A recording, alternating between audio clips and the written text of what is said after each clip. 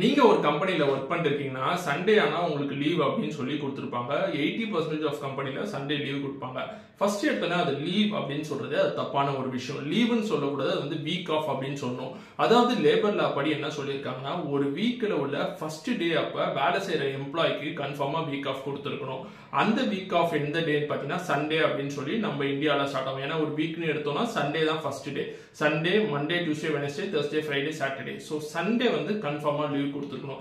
Suppose நிறைய கம்பெனில leave கொடுக்க முடியாது, ஏன்னா ரீட்டைலா இருக்கட்டும், ஷாப்பா இருக்கட்டும், அந்த டைம்ல வந்து சண்டே தான் வந்து சேல்ஸ் அதிகமா இருக்கும். ஸோ அது மாதிரி டைம்ல என்ன பண்ணலாம்னு சொல்லி பாத்தீங்கன்னா, அந்த சண்டேக்கு பதிலா பிஃபோர் 3 days இல்ல ஆஃப்டர் 3 days வந்து அந்த எம்ப்ளாய்க்கு லீவ் கொடுக்கலாம். ஃபார் எக்ஸாம்பிள் சண்டே வந்து உங்களால லீவ் கொடுக்க முடியலன்னா பிஃபோர் 3 days, அதாவது தர்ஸ்டே, ஃப்ரைடே, சாட்டர்டே இந்த 3 நாள் ஏதாவது ஒரு நாள் நீங்க லீவ் கொடுக்கலாம். அப்படி இல்லைன்னா after 3 days, Monday, Tuesday, Wednesday இந்த 3 நாள் ஏதாச்சும் ஒரு நாள் லீவ் கொடுக்கலாம். இந்த பேசிக்கான இன்ஃபர்மேஷன் எல்லாரும் தெரிஞ்சு வச்சுக்கோங்க. யாருக்கு யூஸ்ஃபுல்லா இருக்குன்னு தோணுதோ அவங்களுக்கு ஷேர் பண்ணுங்க. தேங்க்ஸ் ஃபார் வாட்சிங் video and bye from Manikandan. Bye by.